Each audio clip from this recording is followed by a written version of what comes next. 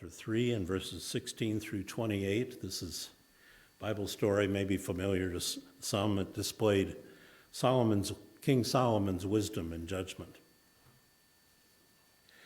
Later, two women who were prostitutes came to the king and stood before him.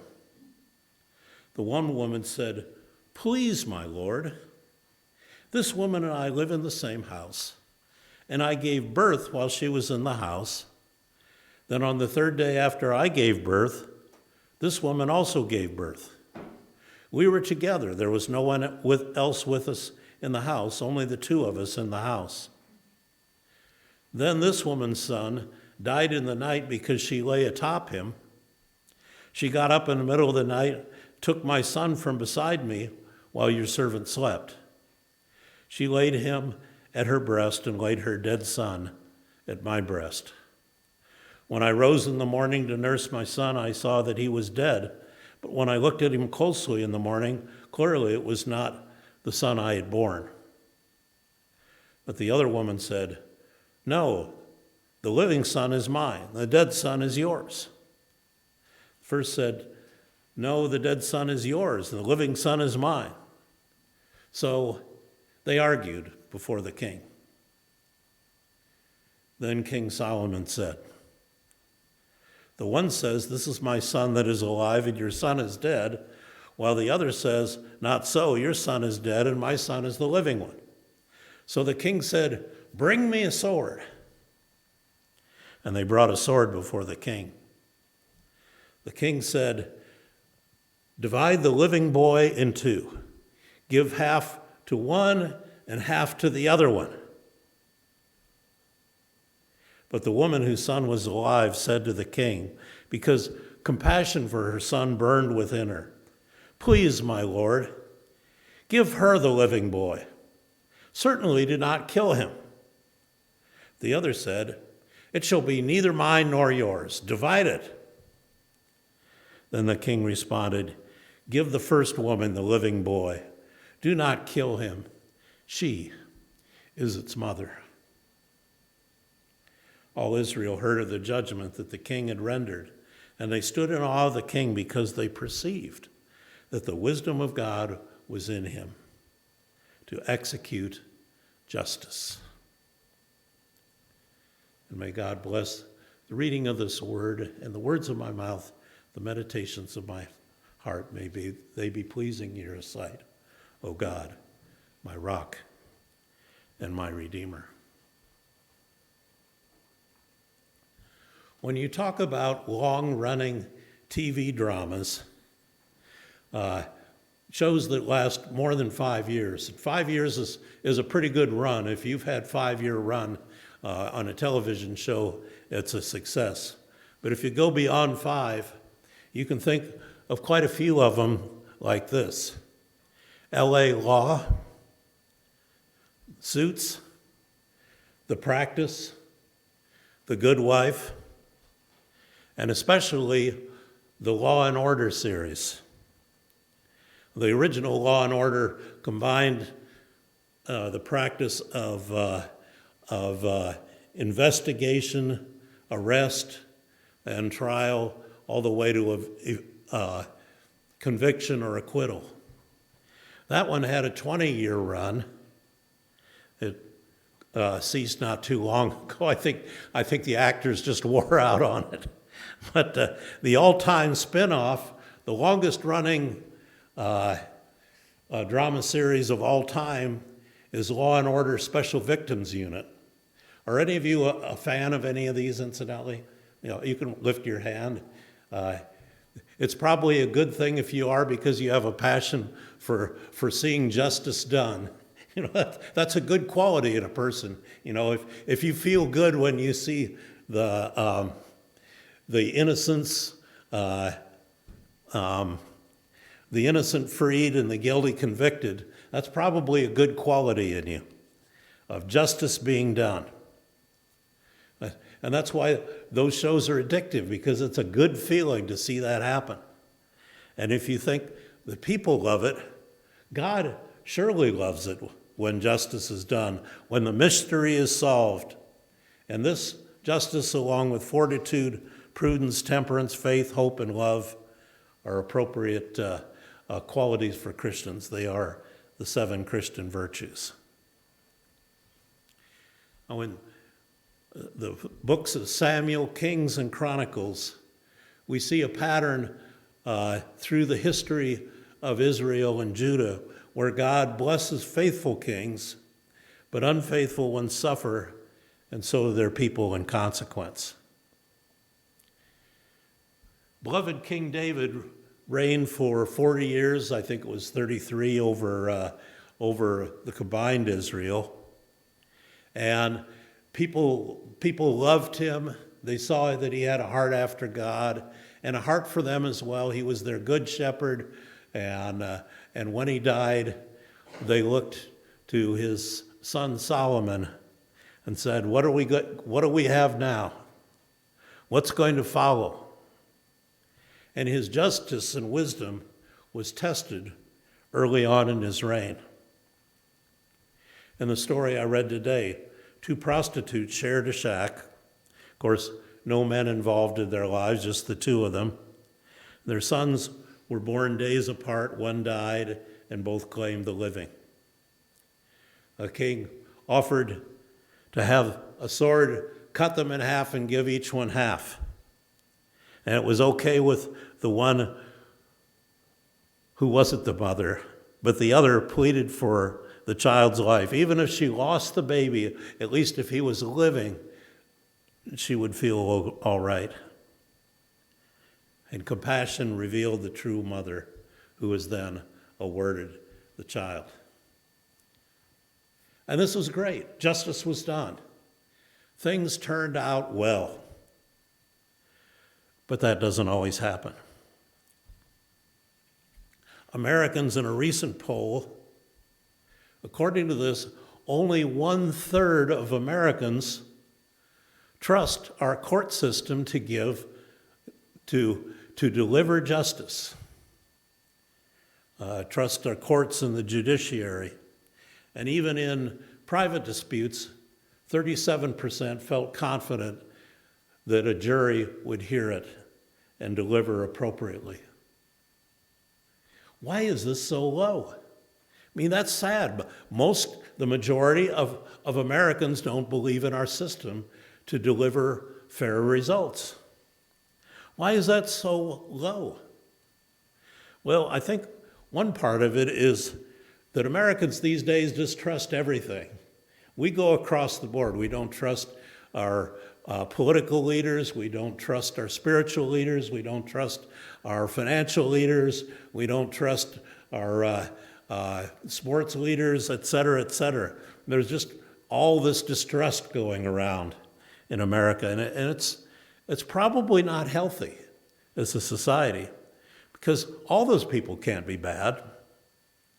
I know through the years I've had the opportunity to get to know different Congress people, a couple that were in state office and one that served as a representative, Tom Latham from central Iowa. Anyway, you know, they were good, solid people. They were respected in their community. They were leaders. They did other things, and suddenly they go to Congress and they're evil. I mean, what's up with that? You know, most of those people are, if you get to know them, you'll be surprised that they're good. But the concern in America is that our court decisions are too tangled up in politics. And politics sometimes triumph over justice. And in particular, the wealthy seem to win in cases against the poor and minorities who can't get their money to speak for them. I know when I was in Texas going to college, and my uncle, who's just lost his wife recently, but anyway, they have a nice hill on this ridge in Fort Worth, and down in the valley below, there's this huge mansion and estate of a rich oil man. And one day, that rich oil man caught his wife and her lover coming home He wasn't expected to be home, and he shot them both dead in his driveway. Okay, there was never really any debate about whether he did it. The home security system caught it and so on. But they went to trial, and by golly, he got off. But this fellow was unhappy about some of the things the judge said about him during the case. He decided he didn't need to take that. So he paid somebody he went to meet somebody who was supposed to take care of things like that, and actually paid the assassin to kill the judge, and it happened to be an undercover cop, and the other undercover cop caught it all on tape, and you know what? He got off again. And you might have heard of his lawyer, Johnny Cochran, who was the one who got O.J. Simpson off in the case. Now, it's really debated whether O.J. Simpson got away with murder or not. Most white people think that he didn't do it, or that he did it. Most black people think he didn't. Only God knows for sure, but that's an example of where money matters in our justice system. But here it is. Solomon gave justice to poor prostitutes. And if he cared about the least and the lowest people in society, he would care about everybody else, because even the lowest and least in society deserve justice too. It's for everyone. Now, I agree with the people that march about Black Lives Matter. They've been defied in courts and seen rulings go against them too many times, and it's frustrating. But I agree with them because, to me, every life matters. Native American lives, Asians, Hispanic people, Pacific Islanders, oh yeah, even white people, okay? We matter too, because to God, all of us matter. And so it's important for all of us to see justice done. And it's a good thing for parents to teach justice to their children early, so that they grow with a passion to see the good guys win and the bad guys foiled, and don't cheer for the evildoers. Justice comes early.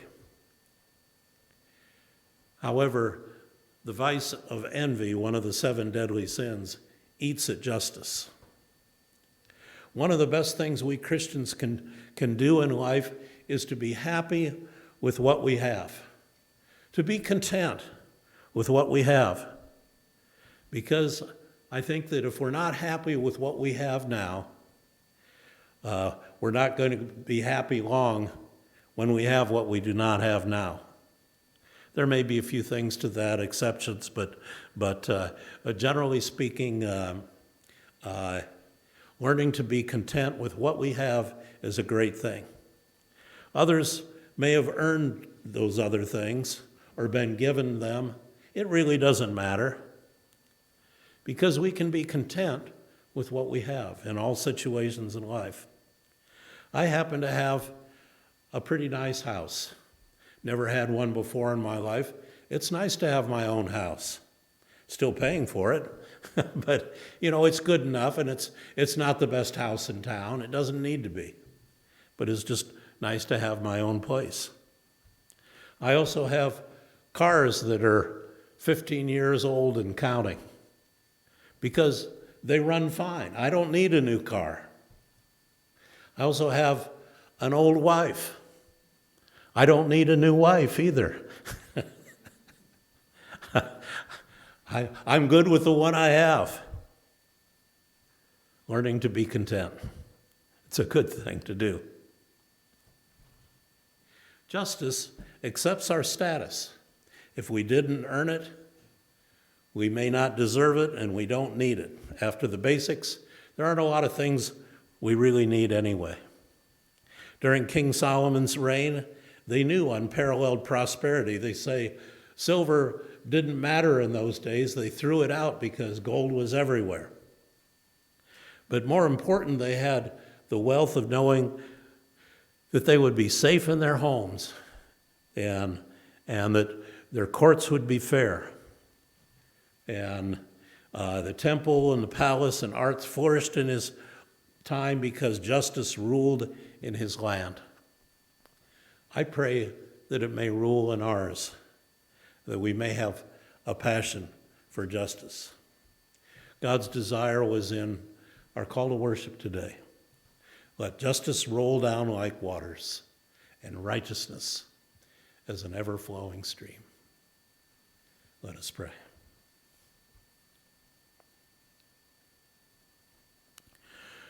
Lord, I think there is in the fiber of most of us a desire and a passion for justice, for seeing things done fairly. Help us